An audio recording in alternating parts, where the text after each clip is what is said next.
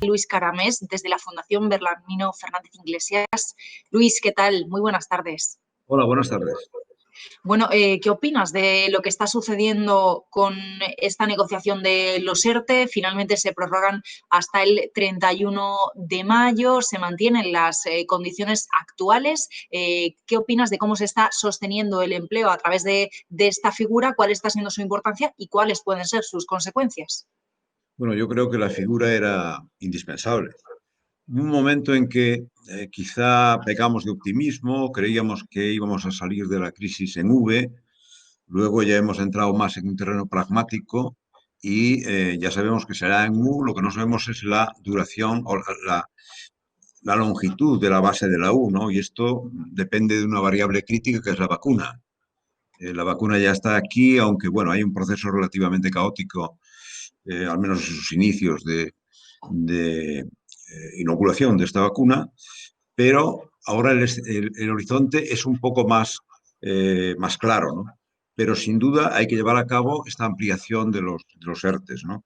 Y como muy bien has dicho, hoy están reunidos, yo creo que esos flecos tienen relativa importancia, pero yo estoy seguro que llegarán a un acuerdo.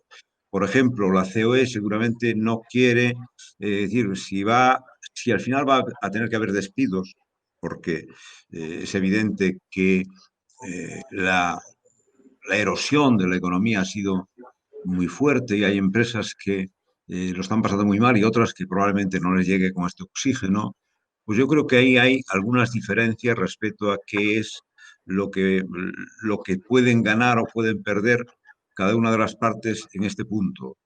Yo creo que la patronal ahí está poniendo sobre la mesa este elemento y en torno a él va a haber que negociar bastante, pero en cualquier caso yo creo que van a llegar a un acuerdo, porque si no llegasen a un acuerdo ya llegaríamos al caos absoluto. Por lo tanto, este ha sido un buen instrumento gestionado eh, por un organismo, el SEPE, que además tiene encima también el asunto del mínimo vital y que se les ha ocurrido, o seguramente tuvieron que hacerlo, que no solo van con 2 meses de retraso, sino que se les ha ocurrido hacer ahora una labor de mantenimiento. Es decir, el mantenimiento que están haciendo ahora en el sistema pues supone también un problema de comunicación, un cierto colapso, como ha ocurrido con las citas previas en el sector de la salud.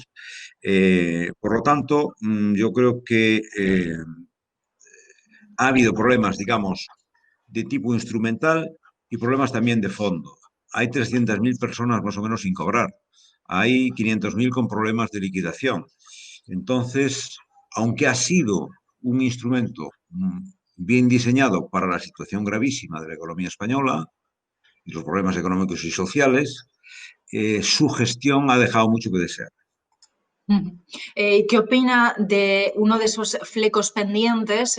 Porque hay, bueno, parte del empresariado que insiste en flexibilizar la obligación de mantener el empleo 6 meses tras el ERTE, ¿no? Ese es uno de los puntos. Y esto está relacionado con lo que tú decías hace un instante. Se pensaba que iba a ser más corto, ¿verdad? El Claro, tiempo de crisis, que claro. íbamos a salir más rápido.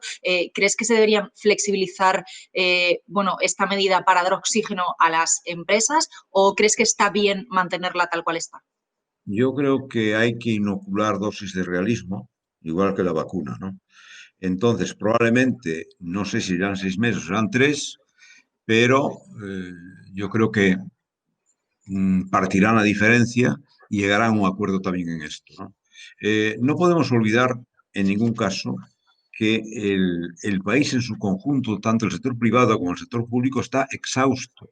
Es decir, que la actividad está bajo mínimos, el sector público se ha quedado con un problema de ingresos importante y todas las miradas, y es lógico, se dirigen a él. Entonces, esta tensión dialéctica entre lo que puedo hacer, lo que quiero hacer, lo que me piden, pues tiene que ir por el camino del realismo. Y yo creo que hasta ahora la propia ministra de Trabajo, la gallega Yolanda Díaz, ha mostrado bastante pragmatismo y en este sentido yo creo que van a llegar a un acuerdo, que se entenderán al final. Quería preguntarte también por el debate que hay abierto sobre subir o no subir el salario mínimo. Parece que finalmente se mantiene como estaba. ¿Qué me dice de ese debate de subir el salario mínimo en un contexto como este? ¿Es perjudicial para la creación de empleo, tal y como está la situación? ¿Es correcto o no es correcto? ¿Cuál es tu opinión? Visto así de entrada, decir que ahora no es el momento, pues le califica a uno de reaccionario, retrógrado, pero conociendo bien los mecanismos de la economía, este no es el momento adecuado para proceder a esa subida del salario mínimo. Hay que esperar a que se reconstruya el funcionamiento de la economía y después yo creo que es un momento de llegar a un acuerdo y alinear un poco más, digamos, racionalmente el salario mínimo, pero en cualquier caso, ahora mismo, ya sé que esto no parece desde un punto de vista social una contradicción, ahora mismo no debería de ser una prioridad. ¿Qué me dice de otra medida de la que también hemos hablado mucho en los últimos tiempos, ese ingreso mínimo vital? ¿Qué impacto real crees que ha tenido? Bueno, esto yo he tenido siempre una postura, creo que bastante lógica en el sentido de que hay mucha gente, probablemente más de 1 millón de personas que se encuentran en una situación límite, ¿no? Ahora mismo España, yo creo que la pobreza y la exclusión social no es simplemente un fenómeno coyuntural, ¿no? Pero creo que en todo lo que tiene que ver con rentas mínimas, ingresos mínimos vitales, como lo llamamos aquí, debe de haber una posición que lleve a evitar incentivos perversos. Es decir, que en buena medida estos mecanismos deberían ser temporales, de tal manera que cuando se den las condiciones de reintegrarse al mercado de trabajo, que no haya incentivos para no hacerlo, ¿no?